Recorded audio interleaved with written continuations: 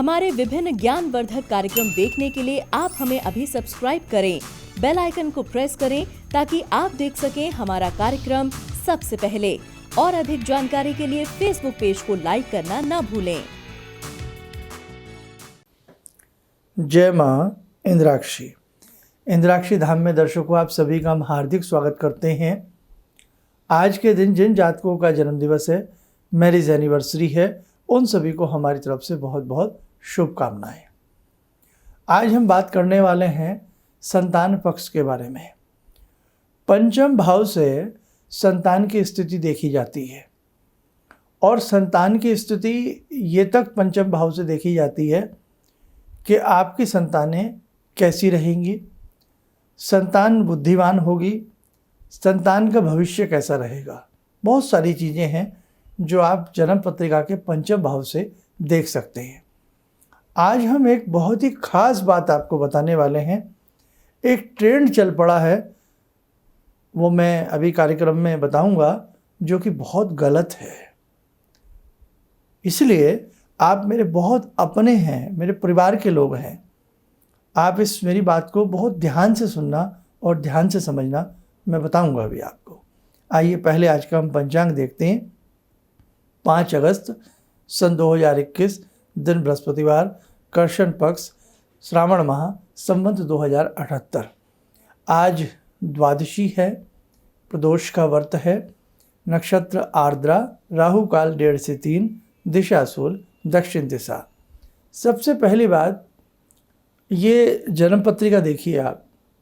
इस जन्म पत्रिका में जहाँ ये एरो का चिन्ह है, ये पंचम भाव है। पंचम भाव में ग्रहों की स्थिति क्या है, ये बयां करती है आपके आने वाली संतान के बारे में।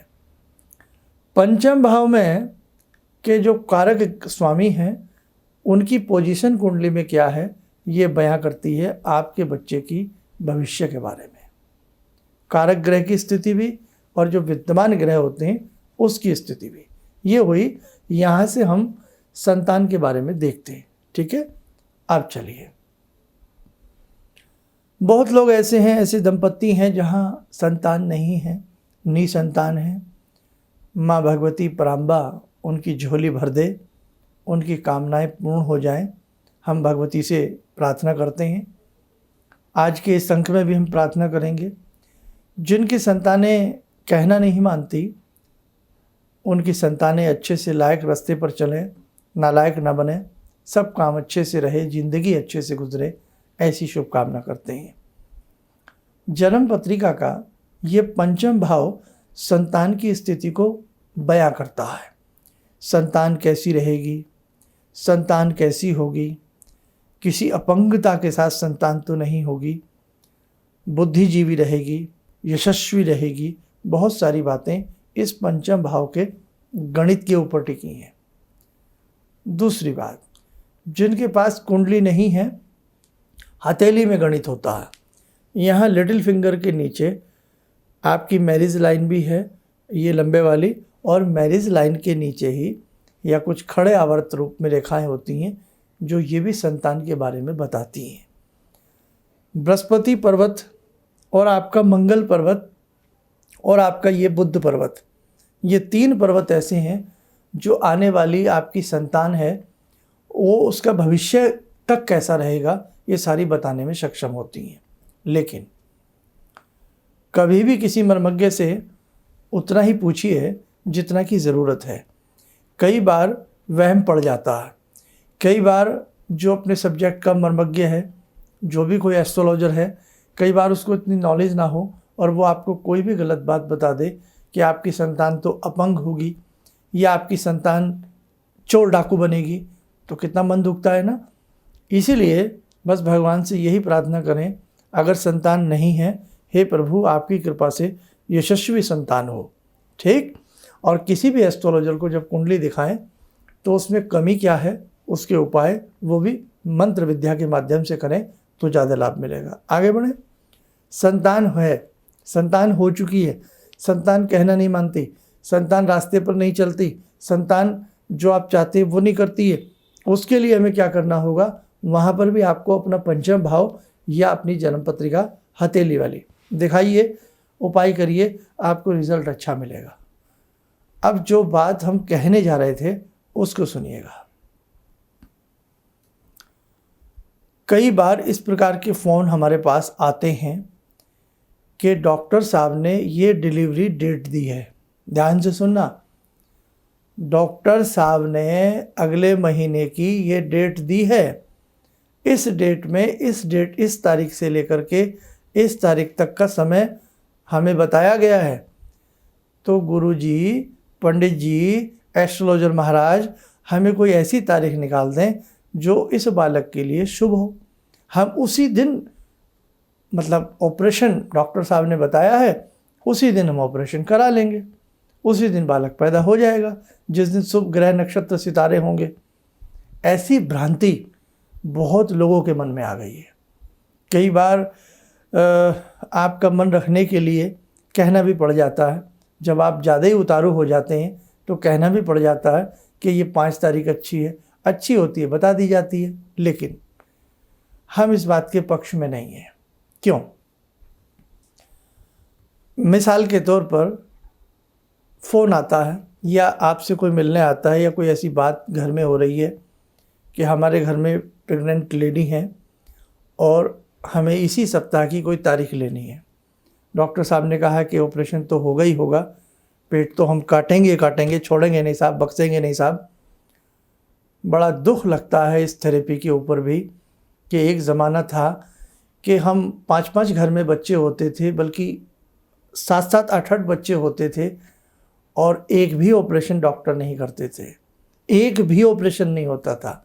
और उस ज़माने में जो, बल्कि मेडिकल तक तो कोई पहुंचता ही नहीं था, हॉस्पिटल तो कोई जाता ही नहीं था। अमूमन हम बच्चे घर में ही हो जाया करते थे, होते थे ना। आप थोड़ा सा पुराने समय में जाइए और घर में, जिसको हम बोलते हैं नर्स बोलते हैं, और घर में उस समय में दाई बोला जाता था, आज भी बोला जाता होगा कहीं। तो जो दाई होती थी वो उतनी पढ़ी लिखी भी नहीं होती थी, उसके पास ऐसे कोई इंस्ट्रूमेंट भी नहीं होते थे, और बहुत यशस्वी बालक पैदा होते थे जिन्होंने इतिहास रचा है, जिन्होंने ज़िंदगी को दिखाया है ज़िंदगी की चीज़ क्या है, जिन्होंने संसार में आविष्कार किए हैं और जिन्होंने इस धरती पर आकर के हमारे संत के रूप में हमें बहुत कुछ समझाया है। ऐसे ऐसे युग पुरुष, ऐसे ऐसे ऋषि, ऐसे ऐसे साइंटिस्ट, ऐसे ऐसे आविष्कारक, उन दाइयों के माध्यम से ही वो पैदा हुए।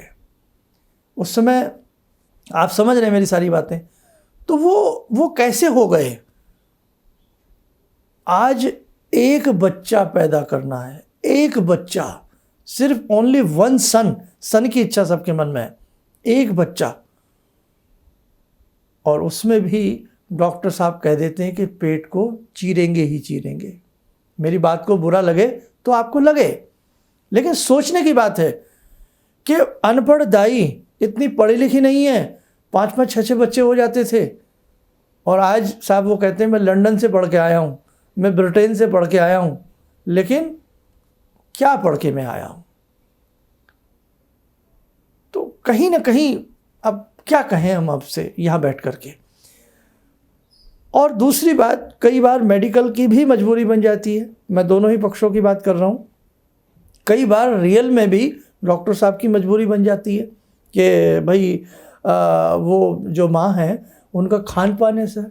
अब पहले जो हमारी माताएं थीं, भाई मेरी माँ तो नहीं है अब संसार में, तो भाई वो उनका खान पान भी ऐसा लाजवाब होता था। अब देसी घी के दर्शन आज नहीं होते, शुद्ध दूध के दर्शन नहीं होते, है ना, उस तरह की हवा नहीं रही, उस तरह का वातावरण नहीं रहा, और पानी भी उस प्रकार के शुद्ध नहीं है। तो कई बार डॉक्टर साहब भी ऑपरेशन के लिए मजबूर हो जाते हैं। पक्ष ये भी है, तो इसलिए डॉक्टर साहब नाराज मत होना, पक्ष मैं आपका भी रख रहा हूँ, ये भी पक्ष है। लेकिन अमूमन जिसको देखो उसी का ऑपरेशन हो रहा है, ये थोड़ा सा कई बार क्वेश्चन मार्क लग जाता है। खैर, अब हम डेट वाली बात आपसे कर रहे थे कि ये पूछा जाता है कि ये तारीख मिली है, इस तारीख में बच्चा पैदा होगा, तो क्या वो भाग्यशाली होगा? कतई भी नहीं। आपका मन रखने के लिए कोई गंडमूल नक्षत्र से आपको बचा सकता है, कोई ऐसे व्याति पात किसी योग से आपको एक आधा दिन ऊपर नीचे कर सकता है, लेकिन मेरे भाई उस बच्चे की तकदीर तो उसी दिन लिखी जा चुकी होती है जिस दिन वो माँ के गर्भ में आता है, जिस दिन वो माँ की कोख में आता है उसी दिन उसकी तकदीर लिखी जा चुकी होती है। इसलिए आप छेड़छाड़ प्रकृति के साथ ना करें, हकीकत के साथ आप छेड़छाड़ ना करें। जैसे वो बच्चा पैदा हो रहा है, डॉक्टर साहब अपने हिसाब से जो डेट अगर आप ऑपरेशन के लिए भी दे रहे हैं तो उनके हिसाब से ही चलिएगा।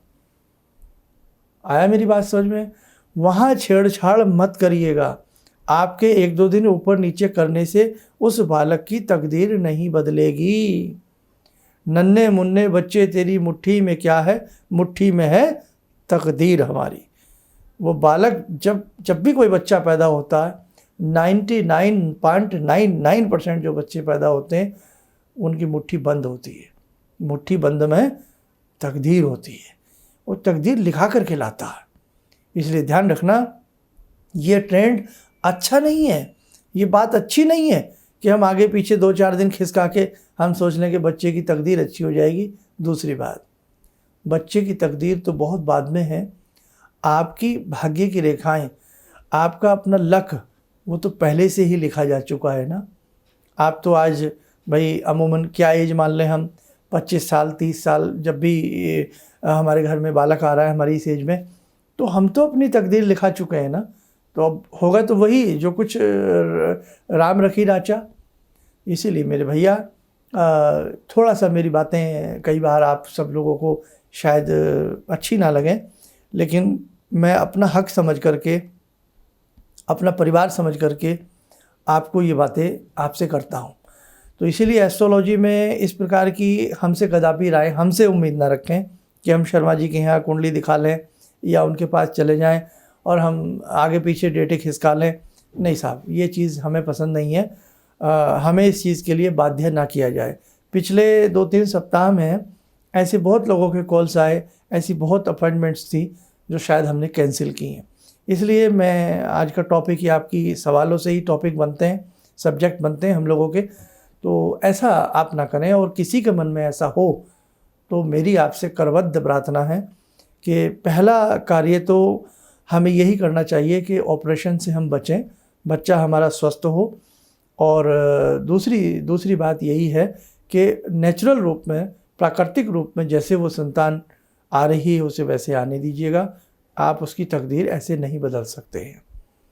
1-2 दिन आगे पीछे करने से तो तकदीर क्या बदलेगी। कई बार बालक ज़िंदगी भर हमारे साथ रहता है और फिर भी वो गलत रास्ते पर चला जाता है, फिर भी हमारा उससे मन प्रसन्न नहीं रहता।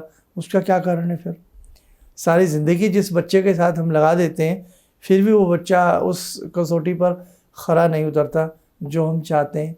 इसलिए देखो, हर व्यक्ति अपना भाग्य लिखा करके लाता है, और सनातन धर्म में हम भाग्य को बदल सकते हैं। कैसे? उसके लिए पुरुषार्थ करना पड़ता है। उसके लिए हमें नाना भांति के मंत्र हैं, साधनाएं हैं। अब बहुत धर्म हैं, बहुत ऐसी चीज़ें हैं जो इन चीज़ों को नहीं मानते, लेकिन ये प्रैक्टिकली बात है कि परम पूज्य गुरुदेव ने कहा है कि मनुष्य अपने भाग्य का निर्माता आप है। कहीं इसमें कोई संशय नहीं। ऐसे बहुत लोग थे जिन्हें लोग मजाक करते थे बचपन में। ऐसे बहुत बच्चे थे जिनको परिवार कुछ नहीं समझता था, आसपास के लोग कुछ नहीं समझते थे, लेकिन उन बच्चों ने वो कर दिखाया जो कोई बच्चे नहीं कर पाए। तो कभी भी किसी को हल्के में नहीं लेना चाहिए, है ना। कब कौन क्या कर दे। कालिदास जी के ऊपर सब हंसते थे कि भाई ये तो मंद बुद्धि हैं, लेकिन वही कालिदास जिन्होंने मेघ शाकुंतलम जैसा एक महान ग्रंथ की रचना की, और ज्योतिष में भी कई शास्त्रों की उन्होंने ऐसी रचना की है अद्भुत। तो कहने का भाव यही है, आप ऐसा मत सोचें। कबीरदास जी देखो, है माता पिता का अज्ञातवास पता नहीं, वही तालाब के किनारे जो उनकी मदर थी वो उनको छोड़ गई। नीमा और नीरू नामक जुलाए ने उनको पाला, और देखो जिसके माता पिता ने छोड़ दिया हो और वो ही बालक कबीरदास, उनकी आज वाणी पूरे विश्व में परचम लहराती है ना। कितना उनकी वाणी जब हम सुनते हैं तो उनकी वाणी हमें भगवान के दर्शन करा देती है। कबीरदास जी जैसे दोहे आप सोचिए, तो कहाँ, तो जो बालक जैसा होनहार होता है ना, वो बालक वैसा ही होनहार होता है। कबीरदास जी ने क्या अपनी लेखनी, क्या क्या बात कह सकते हैं साहब। उनकी आप साखी शब्द पढ़िए, रमणी पढ़िए, पता लगेगा कि भगवान की झांकी के दर्शन होते हैं कबीरदास जी के दोहों में। कबीर की वाणी में भगवान प्रस्तुत हो जाते हैं। तो भैया ये दिन विन आगे पीछे ना किया करें। तो पालने में पूत के पाँव नज़र आ जाते हैं, तो वो वाली बात आती है। इसलिए बहुत लंबा सब्जेक्ट ना हो जाए, आप लोग हमसे परेशान ना हो जाएं, बोर ना हो जाएं, इसलिए आपको हम समझा रहे थे। आगे भगवान के ऊपर छोड़ा, कुछ चीज़ें भगवान के ऊपर भी छोड़ दीजिए। ठीक है, हम चांद पर हो आए, हम मंगल ग्रह के पानी को ढूंढ रहे हैं, लेकिन फिर भी थोड़ी सी चीज़ें ऐसी हैं जो गुप्त हैं, उन्हें गुप्त ही रहने दीजिएगा। अब इससे ज़्यादा मैं कुछ नहीं कह सकता हूँ। और ज़्यादा अगर कभी आपको लगे कि भाई बहुत ही अच्छा सब कुछ भगवान करें, तो भैया हमारे ऋषियों ने ज्योतिष शास्त्र बनाया है, और उस शास्त्र के माध्यम से आप कुछ उपाय कर सकते हैं। कुंडली नहीं है तो हाथ की रेखाएं दिखा करके कुछ अच्छे उपाय दीर्घायु के लिए, बच्चे के लिए, स्वस्थता के लिए, बल बुद्धि वर्धन के लिए माँ भगवती शारदा के उपाय हैं, वो आप कर सकते हैं। इसी के साथ साथ अपने खान पान का, अपने रहन सहन का आप ध्यान रखें। और हमारे यहाँ तो 16 संस्कारों में गर्भाधान संस्कार, पुष्पन संस्कार, शुरू से ही ऋषियों ने ऐसी इतने अच्छे अच्छे संस्कार हमारे बना दिए हैं कि भाई जब गर्भाधान संस्कार हो तो हमें कैसे क्या कराना है, पुष्पन संस्कार में हमें क्या कराना है। देखो ये इसी धर्म में आपको मिलेगा और कहीं नहीं मिलेगा आपको। और कहा भी गया है कि जब हम प्रेग्नेंट हों महिलाएं, तो उस वक्त में गायत्री महामंत्र चलते फिरते, उठते बैठते, या अपने किसी इष्ट मंत्र को उठते बैठते जपते रहना चाहिए। अच्छे शास्त्रों का श्रवण करना चाहिए, कुछ समय स्वाध्याय के लिए निकालना चाहिए। देखा नहीं कि किस प्रकार से अभिमन्यु ने माँ के गर्भ से ही सारी बातें सुन ली थी, है ना। तो भाई बहुत चीज़ें हैं, लेकिन ये जब हैं जब हम अच्छे से अपने धर्म के मर्म को समझें और वास्तविकता के धरातल पर जीवन को जीने का प्रयास करें। आइए समय हो चला आज की ध्यान साधना का, जुड़ते हैं माँ भगवती से। ॐ सिन्दूरारुणविग्रहां त्रिनयनां माणिक्यमूलस्फुरात् स्तारानायकशेखरं स्मितमुखी भापेन वक्षोरुवां पाणिभ्यामलपूर्णरत्नचषकां रत्नोत्परां बिभ्रति सौम्यां रत्नगटस्थरक्तचरणां ध्यायेत्परां अम्बिकां खड्गं चक्रगदेषु चापपरिगान् शूलम्बुशुण्डिं शिरा शङ्खं संदधतीं करे स्त्रीनयनां सर्वाङ्गभूषावृतां नीलासमद्युतिमास्य पाददशकां सेवे महाकालिकां यामास्तो स्वपितैहरो कमलजो हन्तुं मधुं कैटवं विद्युद्दामसमप्रभां मृगपते स्कन्दस्थितां भीषणां कन्या विहकरवालखेटविलसा धस्ताविरासेवितां हस्तैश्चक्रगदाशिखेटविशिखां चापं गुणं तर्जनीं विप्राणामलिलात्मिकां शशिधरां दुर्गां त्रिनेत्रां भजे। कवच बना लें, ध्यान करें, माँ पराम्बा का आशीर्वाद हम सबको प्राप्त हो।